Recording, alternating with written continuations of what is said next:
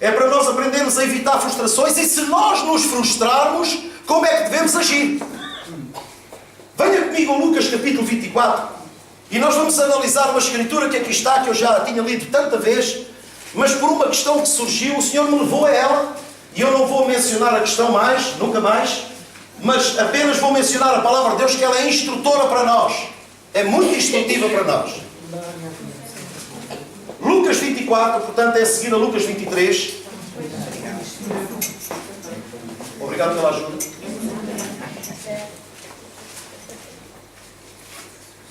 Lucas 24, versículo 13 diz assim: naquele mesmo dia, dois deles que estavam com Jesus, lá na altura, estavam de caminho para uma aldeia chamada Emaús, distante de Jerusalém 60 estádios. Ou seja, eles estavam a sair de Jerusalém. E nós vamos entender que aquilo que os levou a sair de Jerusalém foi a frustração. Naquele mesmo dia, dois deles estavam de caminho para a aldeia chamada Emaús, distante de Jerusalém 60 estádios. E iam conversando a respeito de todas as coisas sucedidas. Aconteceu que, enquanto conversavam e discutiam, o próprio Jesus se aproximou deles e ia com eles. Os seus olhos, porém, estavam como que impedidos de o reconhecer. Eu não sei como é que a vossa Bíblia diz o verso 16. Digam lá. Estavam fechados. Ok, pronto. Eles estavam cegos. Não é?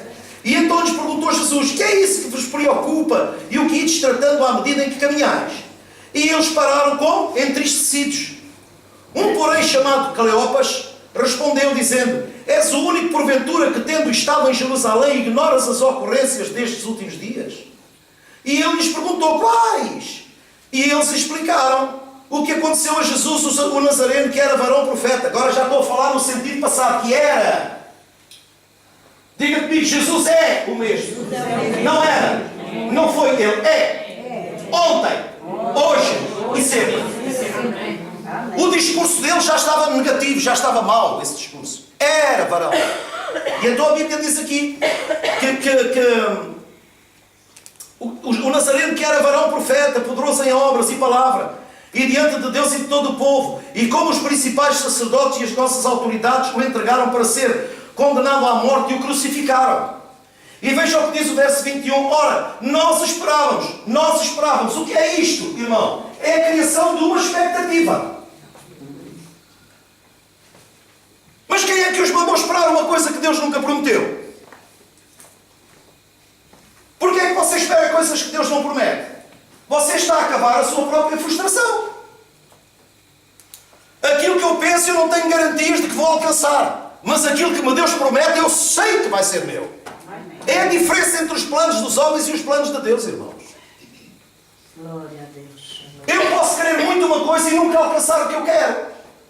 Mas aquilo que Deus quer que eu tenha, eu vou ter, não tenho dúvida nenhuma. Contra tudo e contra todos, eu vou ter. Há promessas que Deus colocou no meu coração que ainda não se cumpriram, mas eu estou sentado de cadeira porque elas vão se cumprir. Tão certo como Deus vive e está aqui no meio de nós. Assim como na sua vida, isso também tem que acontecer. Pela sua vivência com Deus, a promessa que Deus coloca no seu coração, ela é sua, irmão. Guarde-a. Guarde-a, não a perca, guarde-a. Passe o tempo que passar, aconteça o que acontecer. Irmãos, a palavra de Deus tem uma promessa eterna. Passarão os céus e a terra, mas as minhas palavras não passarão. Então, a vida do crente não é uma vida de ilusão. Há muitas pessoas que andam iludidas e pensam que aquilo que têm é fé, mas não é fé. É um desejo de uma coisa que não tem nada a ver com Deus. E então repara o que a Bíblia diz assim: ora, nós esperávamos que fosse ele quem havia de remir Israel. Mas depois de tudo isto, e já está o terceiro dia, já passou tanto tempo para nós, que tais coisas sucederam. E agora repare, mais grave ainda, diz assim a Bíblia: é verdade também que algumas mulheres das que connosco estavam nos surpreenderam tendo ido de madrugada ao túmulo e não achando o corpo de Jesus, voltaram dizendo terem tido uma visão de anjos, os quais afirmavam que ele vive.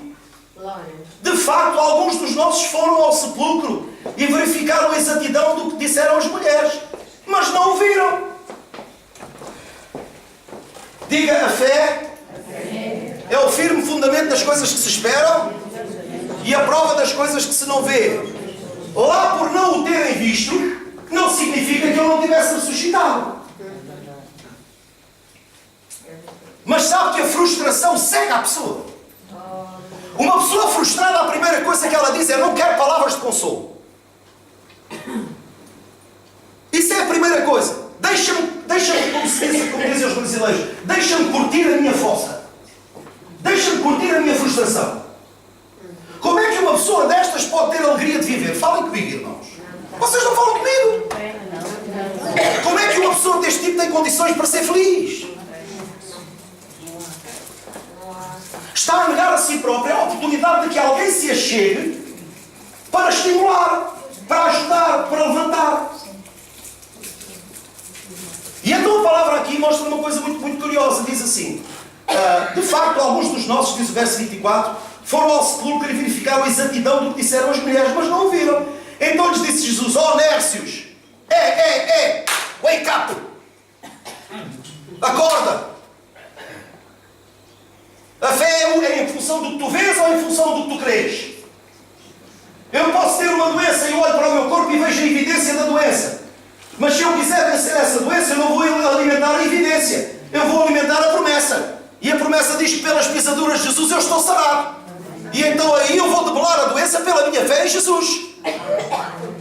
Glória a Deus.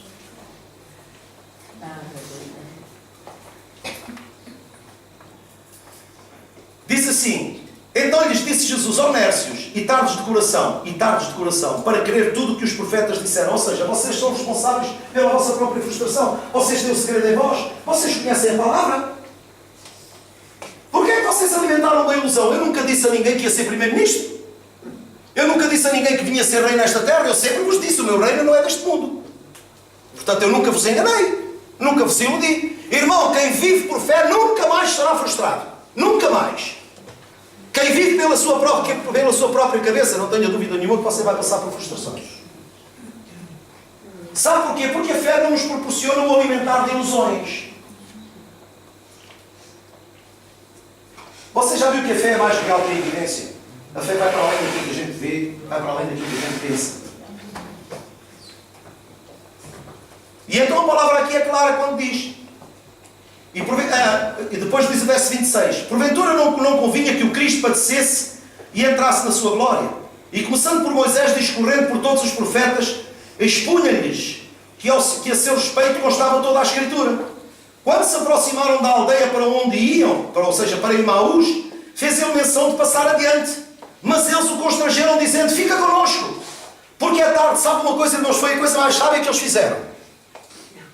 Quando nós, por uma frustração, dizemos: eu já não quero saber de fé, a minha esperança já morreu, a minha fé já morreu, tudo já morreu, eu não quero ouvir nada, não quero ouvir ninguém, porque a minha vida fala por si. Eu quero uma coisa e não a tenho. Bom, se você quer uma coisa e não a tem, que culpa é que Deus tem nisso? E eu ponho uma questão: será que Deus me prometeu aquilo que você quer? Se você tem uma promessa de Deus, diga uma coisa: passe o tempo que passar, essa promessa é sua. Agora, se você não tem uma promessa em Deus, se isso é um projeto seu, se é uma ilusão sua, o que é que você espera? Por isso é que nós não devemos alimentar falsas ilusões, falsas esperanças. Diz assim: e aconteceu que, fica connosco, porque é tarde e o dia declina. E entrou para ficar com eles. E aconteceu que, quando estavam à mesa, Jesus é o mesmo. E Ele tem prazer de comungar connosco. O que é que Ele fez? Partiu o pão, irmãos. Ele deu ação de graças. E eles ali, naquele momento, os olhos lhe abriram. E diz a palavra de Deus o seguinte: estavam à mesa, tomando Ele o pão, abençoou e, tendo-o partido, lhes deu. Então, diga comigo, então se lhes abriram os olhos. E o reconheceram. Mas Ele desapareceu da presença deles. Porquê? Porque o papel dele estava feito naquele momento, até que enfim vocês abriram os olhos. E sabe quando Deus opera na nossa vida? Quando nós estamos num mau momento da nossa vida. Ouça lá. Quem é que Deus cura? O enfermo. Quem é que Deus liberta? O cativo. Quem é que Deus levanta? O caído.